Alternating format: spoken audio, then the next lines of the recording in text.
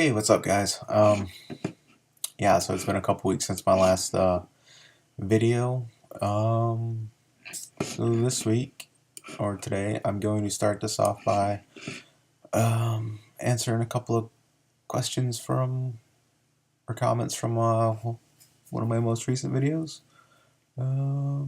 Which one was this? Okay, so going back 2 videos to some comments to a couple of people who commented after I did my last video. So I'm not exactly sure who all commented already, but so I'm gonna just take a stab in the dark at some of this. Tom Ryan says those art pieces are really great. Are you going back to the first page? Now that I think of it, I already answered this one. No, I'm probably not gonna go back for the first page because it's $400 and I don't have it right now. And the guy also told me he's thinking about just keeping it for himself. I already answered Why Not Arts. Ben Crew, I know I didn't answer Mike's question. It says, or replied his comment. It's Killer Vid Brian, awesome and beautiful original Gotham Girls artwork. You're right, Nick is an awesome YouTuber. Thank you for sharing. Thanks, Mike. You've always got something positive to say. I don't think I've ever read a negative comment written by you, and that's appreciated. So thanks, man. Incredible CJ, dude, that artwork is so sick.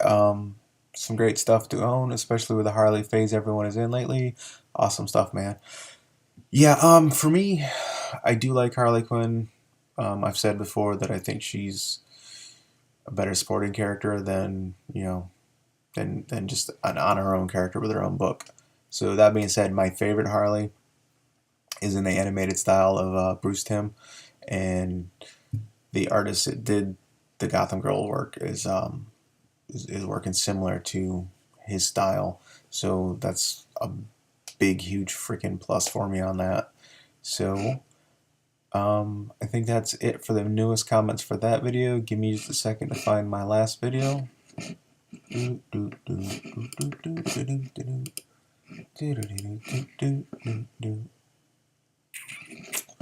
Alright, here it is. And this one's got a whopping 2 comments. First one's from Drew Carson. Cool Spidey books. The White Venom was the Anti-Venom, a anti-hero version created from the original Venom symbiote during the time when Eddie Brock had cancer. I hope that helps, mate. Drew, it does help. Helps me a little bit, so I'm going to read those sometime in the near year. But I was not aware of this, so thanks. And the next one is from Charlie Fex. Nice vid, man. Recently subbed to your channel. Really enjoying your videos. I sent you a message on here. Hope to hear from you soon. So here's the deal. Charlie, I'm not ignoring you. I just have decided that I'm no longer going to be replying directly to comments in, commenting fashion. I'm just going to reply through videos. I'm still leaving comments for other people's stuff, but I'm not bothering to answer directly on my YouTube typey page. Give me a minute so I can find your email again and give it a quick read and answer it. Stupid YouTube. Subscription channel. Look at it. Creator Studio. Bear with me. Oh, here it is. Community. I just love how YouTube is totally, or Google actually moves shit around here. Makes it a pain in the ass to get to anything. Okay. So Charlie says that he came across my videos from the recommended section. Just wanted to let you know he enjoys the videos. I subbed real quick. Thank you, Charlie. Appreciate that. Says he wants to start YouTubing, but he's not sure how to start. Nervousness is certainly one factor holding me back. Any tips you can provide? I have one video recorded, but I'm watching it to see what I can improve before starting, or before I start YouTubing. Here's some things you can do. Before you start your video, you can sit down and you can read your comic books. or whatever else it is. You can, if you're doing like I'm doing here with in front of your computer with a webcam, you open up a Word document and type out a little bit of, some notes and shit that you want to talk about, things that, thoughts that you want to make sure you remember to touch on and this and that, or hell, you could even type out a script.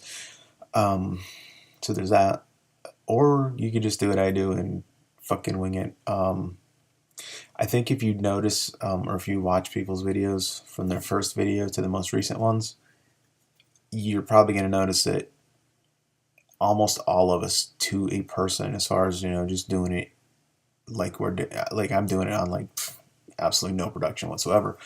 But anyways, I think most of us are just, you just start out talking and blah blah blah, and the fact that you have a camera on affects some people differently. Some of us get a little bit nervous and talk funny, but so I think if you watch my first few videos, I know that I wasn't relaxed on the camera in my videos, and I know it showed, and you can hear it in my voice and all that, and plus, just in the language I use, I'm more myself now. Not saying that F-bombs are an absolute necessity to my everyday speaking, but after 20 years in the military, they're there. So yeah, Charlie, I suggest that you don't worry too much about your nervousness or whatever. In the beginning, it does help if you write down some thoughts, especially just write down your comments or whatever, ideas you want to touch on, like say, oh, hey, this book, the reason I like this book is because of so and so or whatever. It's helpful. I did it a couple of times, but it just honestly, just the more videos you do, the more relaxed you'll be in front of the camera. Or you could actually go ahead and put some actual thought into it, like I've seen other people's videos. Do a little editing, this and that and the other, and make a nice slick video. I personally probably won't ever do that because I had enough editing while I was in the Navy, and I don't like editing video. So I'm doing it this way. Now I'm going to show you what I got new this week, and to follow my own advice and do something I haven't really been doing a whole lot of lately, I actually read most of the books that I'm going to talk about today. But first I'm going to start off the one I didn't read. I think I'm going to go through here and pull out ones I didn't read just because. Anyways, this is Avengers and X-Men Axis number 6. I love the artwork. I haven't read the book yet because I'm way behind on the others, and I'm going to catch up on those first. I'm going to show this one last, even though I haven't read it. Give me a second, folks. Give me a second. Actually, there's quite a few that I haven't read. My bad.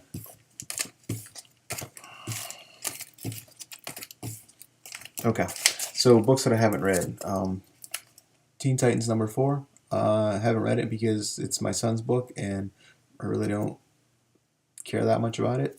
Although this does look like Lady Tron from the Wildstorm universe, and I'm kind of curious about that, if that's her. Bought that for my kid, and we'll see what he thinks of it. Another book for my kid is Red Hood and the Outlaws, number 36. Again, that's for him. Another one for the boy is Deadpool number 37. Yep, that's for the kid. Now, this book right here is most likely getting chopped right off my subscription list, and it's Storm. It's issue 5. I just can't get into this book that much anymore, I guess. I started to read this, but I didn't like the artwork very much inside, so I just kind of flipped through it real quick just to get the gist of it. And basically, it's kind of like the Japanese chick that Storm hung out with when she first got her mohawk back in the day. They get together and she kills somebody. So really, this is a Greg Pak. I guess you do an alright work most of the time writing, but This time I'm dropping your book, man. It just isn't doing anything for me anymore. So, Storm, chopped on a block. Sons of Spamarchy, issue 15. This one's done. I haven't even been watching the TV show. It just doesn't really hold my interest anymore. So that's on the chop. That's on the block. Death of Wolverine, the Weapon X program, number 2. Thumb through it real quick, and it's on the chopping block. Dead at 17, issue 4. One of the guys at work today asked me why I'm buying this. Of course, I made some allusion about, underage girls and whatever, but I think the reason I'm still getting it is honestly I like the artwork, and I don't know, it's cartoony, and I don't know, I guess I'm just digging the artwork because I really haven't read the book yet. So maybe when I read it, I'll have a different opinion. This pile of poop right here, I strongly suggest that you don't bother ever picking up. It's this crap. It's Axis Revelations or Revolutions. This is issue 2. It's definitely getting cut tomorrow from my list, so I don't get it anymore ever again. The artwork sucked inside for both. There's 2 stories. This one was actually kind of good. I read it. Nightcrawler and Sabretooth have a little brawl. I started reading the Thor one, and it was just crap, and the artwork sucked. I don't even know who did it. I don't really care that much. I just know I didn't like it. Deadly Class issue... Where the fuck is the issue number? I don't know where the issue number is, but... Oh, here it is. It's number 9. My bad. So here's Deadly Class number 9. I'm way behind on that book. I need to catch up on it.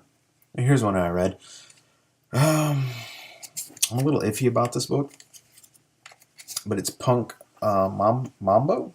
It's a Valiant book. It's number 0. I have the cover A and cover B. So I read it. I liked the book. I just have a little problem with the premise of she's a voodoo priestess in the swamps, and she is punk, and like the person who gave her, who she learned the voodoo stuff from, she ran into, like, she was like imprisoned by him in the, I'm guessing in the 70s, when the punk movement was really going in the UK, in London.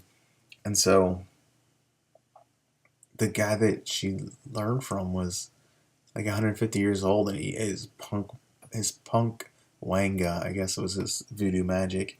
So the whole premise that voodoo and punk have anything to do with each other, I find hard to accept. I can get down with the fact that she's a punk who got into voodoo, but that there was, punk magic, it just didn't really sit right with me, in my opinion.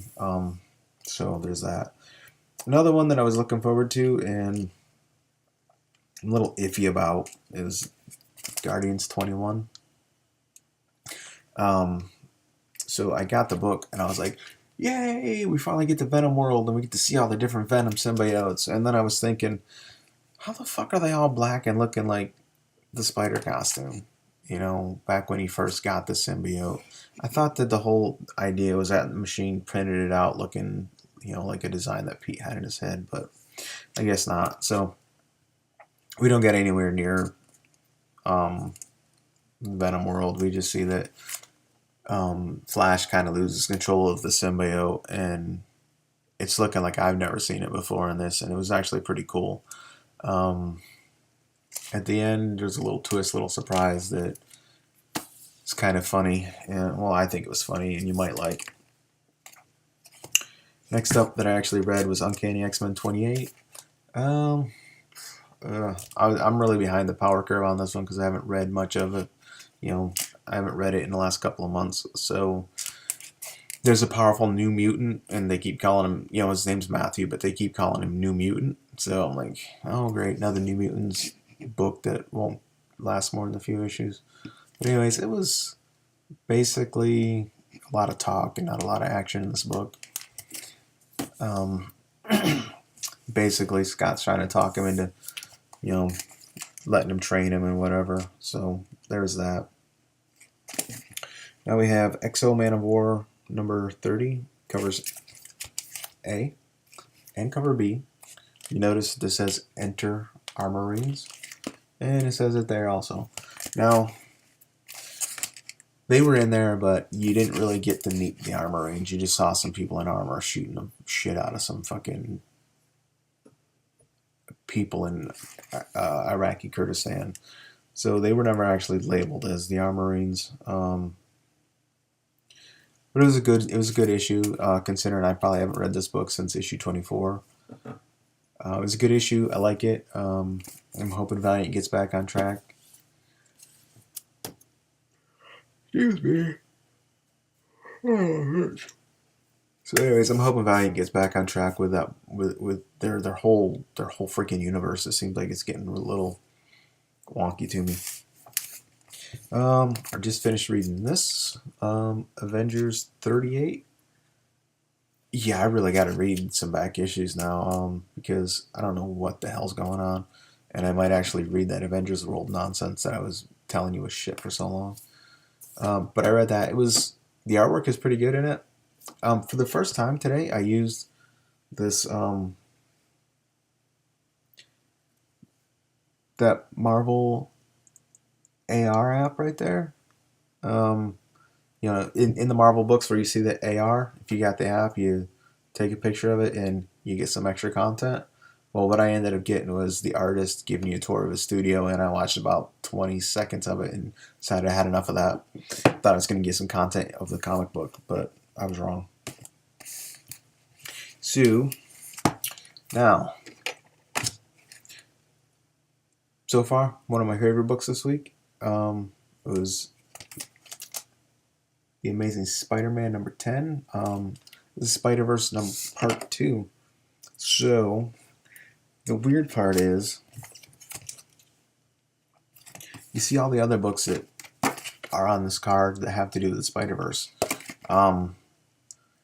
I read Amazing Spider-Man last week before, then Spider-Verse number 1, and Spider-Verse Team Up, and I don't recall any of the other ones saying part this, part that, or part the other, except for Amazing Spider-Man number 9. So even though these are tie-ins, I guess they're not technically parts of the story, even though they are. I don't know why they're doing it this way. But so I read that, and then so my thoughts on this. Excuse me.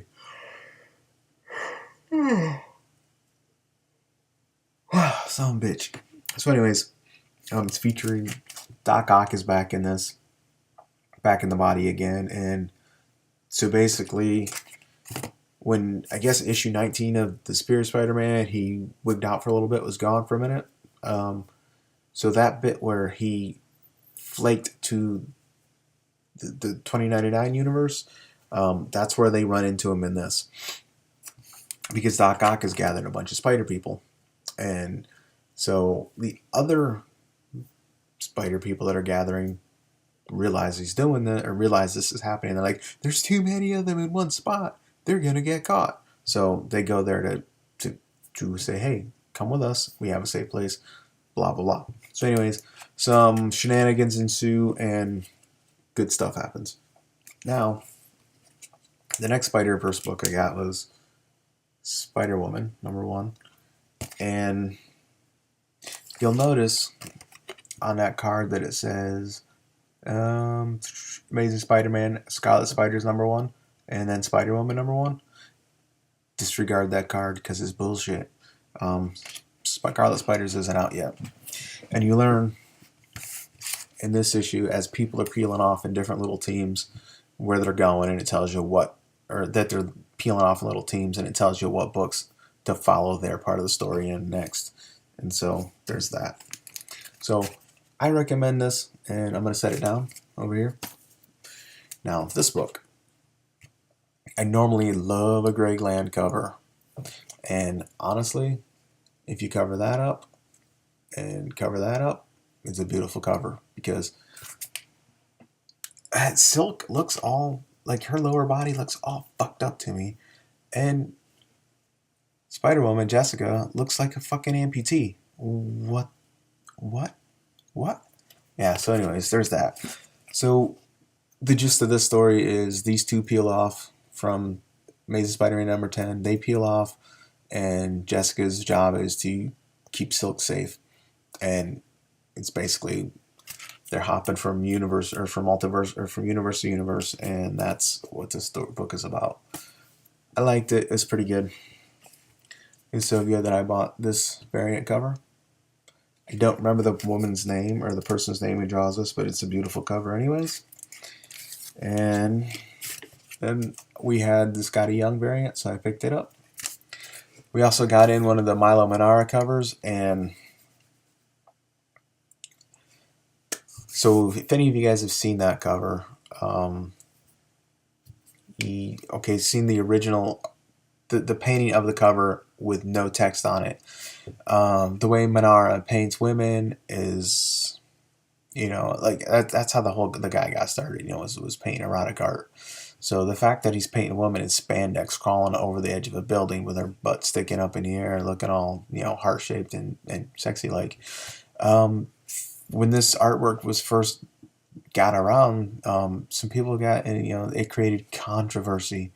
I don't understand why, but it's bullshit, but it did. So anyways, so we got that cover, and I want it, but it's gone now, so it doesn't matter. But I wanted it, but I didn't want to pay $75 for it, or like the $150 it's going for on eBay right now, because the funny part is all the controversy over her ass, and when you see the book, the cover with the title on it, you barely see like a little butt cheek here and maybe a little here, and all the controversy is totally overshadowed by the title of the book.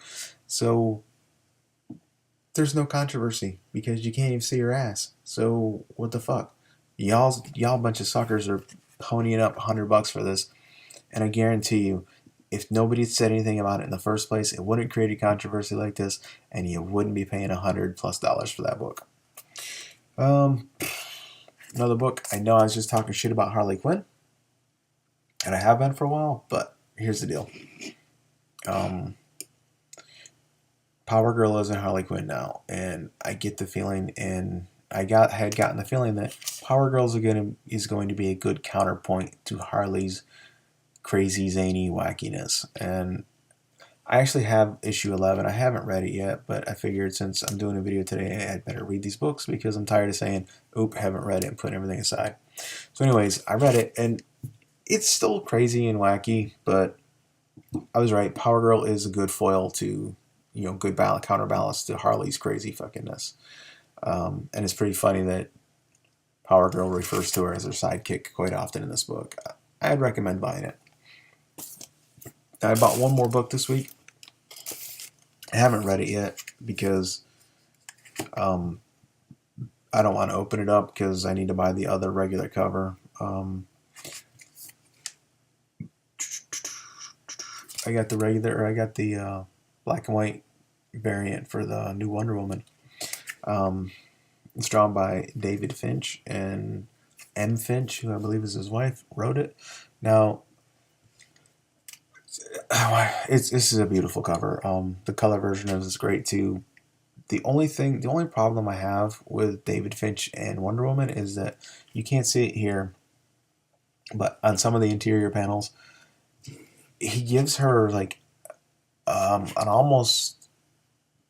he gives her a baby face where her face is really kind of round and almost childlike, as opposed to being, an Amazon warrior. But that said, I really, really like his artwork. I really do. And I'm going to pick. I forgot to get I forgot a couple, like 3 books this week that I wanted to buy. Normally I go in, I grab my stuff, and I go to the new stuff, or I go to the wall, and I look over the wall and pick out everything else that I want and buy it all at once. But I forgot to do that, so I left like 3 or 4 books there. So I grabbed them off the wall and put them in my pull box. I'll just pick them up next week. So anyways, black and white version of Wonder Woman number 36. Really awesome. I bought one more thing today, and I wasn't going to buy it, but we got 2 of them in, and by the end of the day, by the time I went home, we had 1 left, and I was like, oh, fuck. So it's not going to sit there for a while and taunt me. It'll either be gone within a few days, and I'll be like, oh, I wish I'd got it. So, despite the $25 price tag on it, I went ahead and bought the new Batman Adventures action figure. Now, I think these are quite a bit larger than the old ones by at least, honestly, at least an inch or 2, maybe. I think they appear to be taller to me. But I'm probably going to pick up all of these as they come out just because I think they're pretty awesome. To be completely honest, this version of Batman is my favorite. So I'm pretty happy with this.